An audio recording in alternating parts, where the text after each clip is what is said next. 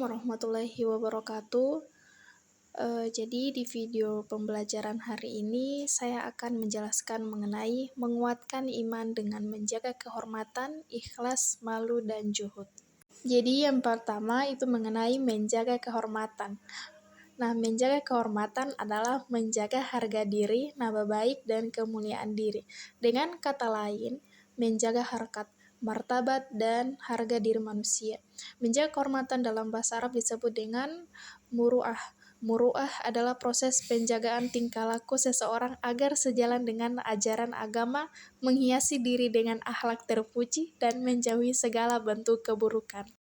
Pentingnya menjaga kehormatan ini dijelaskan dalam Quran Surat Al-Ahzab, yang dimana artinya sesungguhnya laki-laki dan perempuan yang muslim, laki-laki dan perempuan yang mukmin, laki-laki dan perempuan yang tetap dalam ketaatannya, laki-laki dan perempuan yang benar, laki-laki dan perempuan yang sabar, laki-laki dan perempuan yang khusyuk, laki-laki dan perempuan yang bersedekah, laki-laki dan perempuan yang berpuasa, laki-laki dan perempuan yang memelihara kehormatannya, laki-laki dan perempuan yang banyak menyebut nama Allah, Allah telah menyediakan untuk mereka ampunan dan pahala yang besar.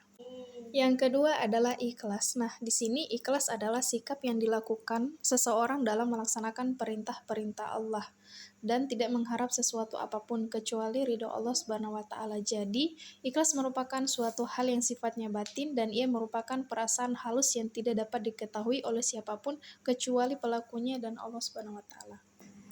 Ikhlas dijelaskan dalam Quran Surat Az-Zumar yang artinya sesungguhnya kami telah menurunkan kitab, yaitu Al-Quran kepada Muhammad dengan membawa kebenaran, maka sembahlah Allah dengan tulus ikhlas beragama kepadanya. Ali Abdul Halim mengatakan bahwa ikhlas dapat dibagi menjadi 3 tingkatan. Yang pertama ada orang awam atau umum, di mana tingkatan ini seseorang beribadah kepada Allah tujuannya mencari dan menghitung keuntungan dunia dan akhirat. Contohnya seseorang melakukan ibadah sholat atau memberi sedekah kepada anak yatim dengan tujuan ingin agar badannya sehat, hartanya banyak, mendapat bidadari, dan nanti di akhirat masuk surga. Yang kedua, ada orang khawas atau khusus. Nah, pada tingkatan ini seseorang beribadah hanya untuk mencari keuntungan akhirat, bukan lagi berorientasi pada keuntungan dunia. Seseorang pada tingkatan ini beribadah sambil hatinya berharap untuk memperoleh pahala surga dan semua yang berorientasi pada akhirat. Nah, yang ketiga, ada orang khawas, yang dimana seorang masuk dalam tingkatan ini apabila ia beribadah tidak ada motivasi apapun kecuali mengharap ridho Allah Subhanahu wa taala. Ia beribadah setiap hari bukan sebagai kewajiban, tetapi menjadi kebutuhan sebagai seorang hamba. Dengan kata lain, ia beribadah tidak lagi disadari keinginan dunia maupun di akhirat, melainkan didasari oleh rasa mahabbah, yaitu cinta, dan rindu kepada Allah Subhanahu wa taala. Sehingga orang pada tingkatan ini mencapai kenikmatan dalam setiap ibadah yang dikerjakan. Yang ketiga, malu. Malu dalam bahasa Arab disebut kata al-haya. Malu disebutkan oleh Nabi Shallallahu alaihi wasallam sebagai cabang dari iman karena dengan sifat malu seseorang dapat tergerak melakukan kebaikan dan menghindari keburukan. Sifat malu akan selalu mengantarkan seseorang pada kebaikan. Jika ada seseorang yang tidak berani melakukan kebaikan, maka sebabnya bukanlah sifat malu yang dimilikinya, tetapi itu disebabkan oleh sifat penakut dan kelemahan yang dimiliki seseorang tersebut. Dalam hadis Nabi Muhammad SAW dari Abdullah bin Mas'ud berkata, Rasulullah SAW bersabda, malulah pada Allah dengan sebenarnya.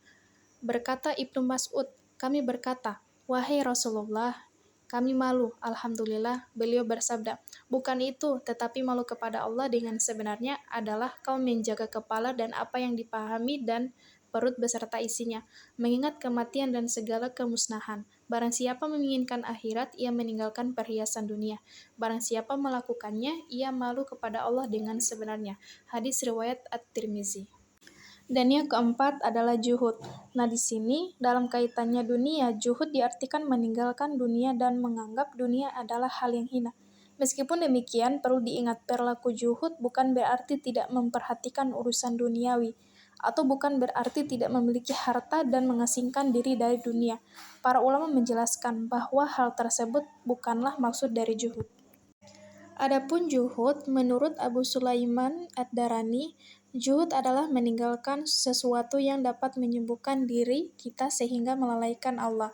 Dengan kata lain, menurut Abu Sa'id bin Al-Arabi, dari para gurunya, juhud adalah mengeluarkan kemuliaan harta dari dalam diri kita.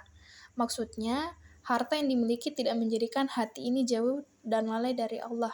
Bahkan ulama lain menambahkan bahwa harta yang kita miliki harusnya dapat menjadi sarana ataupun alat untuk meningkatkan diri kepada Allah. Dalam hadis Nabi Muhammad SAW yang diriwayatkan oleh Abu Dzar Al-Ghifari disebutkan artinya, dari Abu Dzar Al-Ghifari dari Nabi SAW bersabda, juhud terhadap dunia bukan berarti mengharamkan yang halal dan menyia-nyiakan harta, tetapi juhud terhadap dunia adalah engkau lebih yakin terhadap kekuasaan Allah daripada apa yang ada di tanganmu. Juhud juga berarti ketika engkau tertimpa musibah, engkau lebih mengharap mendapat pahala dari musibah itu daripada mengembalikannya harta itu kepadamu. Hadis riwayat At-Tirmizi. Jadi, itulah video pembelajaran pada hari ini mengenai menguatkan iman dengan menjaga kehormatan, ikhlas, malu, dan juhud. Terima kasih. Wassalamualaikum warahmatullahi wabarakatuh.